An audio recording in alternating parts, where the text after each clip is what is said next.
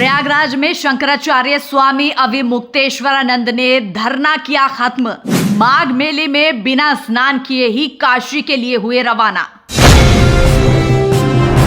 शंकराचार्य स्वामी अविमुक्तेश्वरानंद ने माघ मेला अचानक छोड़ दिया है।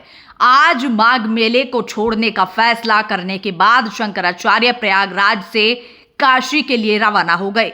मौनी अमावस्या पर पुलिस और प्रशासनिक अधिकारियों से विवाद के बाद उन्होंने संगम में स्नान भी नहीं किया था। इसके बाद से अपने शिविर में भी नहीं गए थे। बुधवार को यानी आज 11वें दिन भी वो शिविर के बाहर ही धरने पर डटे रहे। बताया जा रहा है कि मंगलवार देर रात समर्थकों से बातचीत के बाद शंकराचार्य ने माघ मेला छोड़ने का फैसला किया। ये पहला मौका है जब माघ मेले में आने के बाद शंकराचार्य बिना स्नान ही वापस चले गए हैं। माघ मेले को छोड़ने से पहले शंकराचार्य ने कहा कि हमने अन्याय का विरोध किया है और न्याय की प्रतीक्षा कर रहे हैं। कहा कि प्रयाग की इस धरती पर लोग आध्यात्मिक शांति के लिए आते हैं। आज ऐसी विपदा और भारी मन लेकर लौटना पड़ रहा है जिसकी हमने कभी कल्पना भी नहीं की थी। जो भी यहाँ पर हुआ है उसने न सिर्फ हमारी आत्मा को झकझोर दिया है बल्कि न्याय और मानवता के प्रति हमारे विश्वास पर भी प्रश्न चिन्ह लगा दिया है। संगम की इन लहरों में स्नान करना केवल धार्मिक क्रिया नहीं बल्कि आत्मा की संतुष्टि का एक मार्ग भी है। शंकराचार्य ने कहा कि आज मन इतना व्यतीत है कि इस संकल्प को अधूरा छोड़कर यहां से विदा ले रहे हैं। जब हृदय में क्षोभ और ग्लानि का ज्वार हो तो स्वजल की शीतलता भी अर्थहीन हो जाती है। शंकराचार्य बोले, इतने दिन बीत जाने के बाद भी किसी कर्मचारी अथवा अधिकारी के नहीं आने पर ऐसा लग रहा है कि प्रशासन की गलती नहीं है बल्कि ये साबित हो गया है कि घटना हुक्मरान के इशारों पर की गई थी।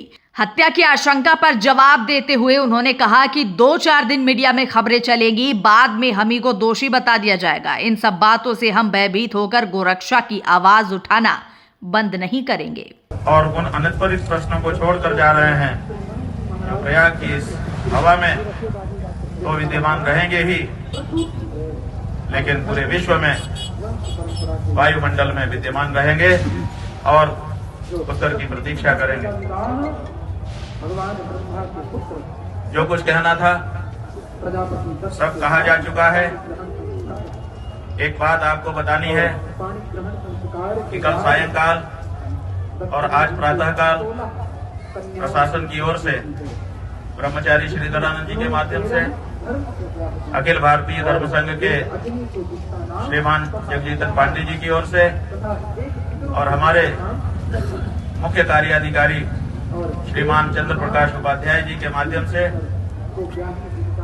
एक पत्र, एक प्रस्ताव प्रशासन की ओर से हमारे पास भेजा गया था, जिसमें यह कहा गया था कि हम स्नान के लिए जब आप जाना चाहेंगे ससम्मान आपको अपनी शिविर से पालकी में ले जाकर के अधिकारियों के माध्यम से स्नान कराने के लिए तैयार। ये भी कहा गया था कि जिन अधिकारियों ने संगम पर मौनी अमावस्या के दिन उपस्थित रहकर घटना को देखा था वो वे सब वहां पर उपस्थित रहेंगे और आपके ऊपर पुष्प वर्षा करके स्वागत करें।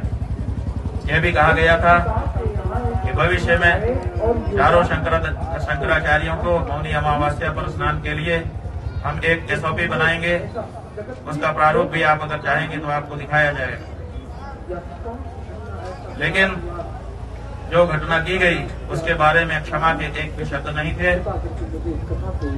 हमको लगा कि अगर हमने ये प्रस्ताव स्वीकार किया, स्नान करने के लिए गए, फूल बरसवा लिया अपने ऊपर और आगे के वर्षों के लिए कोई SOP स्वीकार कर लिया, तो इसका मतलब ये होगा कि जिन सन्यासियों को, जिन ब्रह्मचारियों को, जिन वृद्धों को, जिन संतों को, जिन भटकों को लांछित अपमानित किया गया, ये सब उसकी कीमत होगी।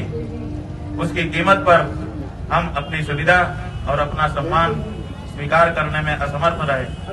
इसीलिए हमने कहा कि अगर आप अपनी गलती के लिए, अपने अपराध के लिए क्षमा याचना कर सकते हैं तब तो ठीक है, बाकी कुछ आपसे हमको नहीं चाहिए, क्योंकि जो हमारा है उसको आपको आज नहीं तो कल देना ही पड़ेगा। वो हमारा अधिकार है, वो आपकी तरफ से किया गया दान नहीं होगा। लेकिन जो असली मुद्दा है, जिसके लिए 10 दिन तक शांति के साथ हम यहाँ पर फुटपाथ पर बैठे रहे, आपको लंबा समय हमने प्रदान किया कि आप ठंडे मन से, मस्तिष्क से विचार करो और विचार करके जो अन्याय हुआ है उसके लिए आगे आकर के या तो दंड भोगो या तो क्षमा याचना करो। लेकिन 10-11 दिन बीत जाने के बाद भी आज जब हमारे जाने का हमने निर्णय किया, तब इस तरह का प्रस्ताव हमारे पास आया। लेकिन वो प्रस्ताव हम इसीलिए स्वीकार नहीं कर सके क्योंकि हम जिंदगी भर के लिए अगर इस प्रस्ताव को स्वीकारते तो हमारी आत्मा हमको स्वीकारती कि तुमने ये जो सुविधा पाई है, तुमने ये जो SOP लिखवाई है, वो ब्रह्मचारियों, सन्यासियों, भटकों, वृद्धों, स्त्रियों के असम्मान की कीमत पर पाई है। इसको कभी भी हमारा हृदय स्वीकार नहीं कर सकता था, इसलिए हमने प्रस्ताव को ठुकरा दिया है और हम भारी मन से यहाँ के लिए जा रहे हैं।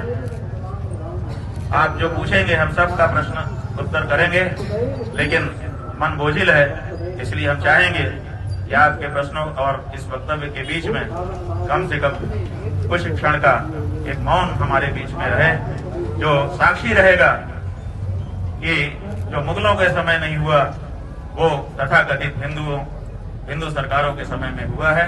और ये बात हर सनातनी के हृदय को विचार के लिए उत्तेजित करेगी और इस पर विचार करने का अवसर आएगा। एक तरफ देश के गृह मंत्री कल गांधीनगर में थे, उन्होंने वहां पर कहा कि संतों का अपमान करने वाली और सनातनियों की सुध न लेने वाली सरकारें कभी भी स्थायी नहीं रह सकती हैं। एक तरफ इतना बड़ा ज्ञान उनके द्वारा उच्चारित किया जा रहा है और दूसरी तरफ सनातन धर्म के सबसे बड़े प्रतीक शंकराचार्य, सबसे बड़े प्रतीक बटुक, सबसे बड़े प्रतीक सन्यासी, सबसे बड़े प्रतीक ब्रह्मचारी, जिन्होंने सनातन को अपने कंधों पर ढोने के लिए अपना जीवन समर्पित कर दिया है, ऐसी साधवियां, ऐसे वृद्ध साहब का अपमान यहाँ पर हो रहा है और उसके बाद भी इतना बड़ा उपदेश गृह मंत्री जी के श्रीमुख से निकल रहा है। तो ये जो दोहरा चरित्र है, कहने में कुछ और करने में कुछ, ये अब देश के सामने साफ होना चाहिए और उसको साफ करने के लिए हम कार्य करेंगे, सर्व सनातनी तक संदेश भेजेंगे और ये स्पष्ट होना होगा कि सनातन का नाम लेकर के सनातन के विरोधी सत्ता में न रह सके।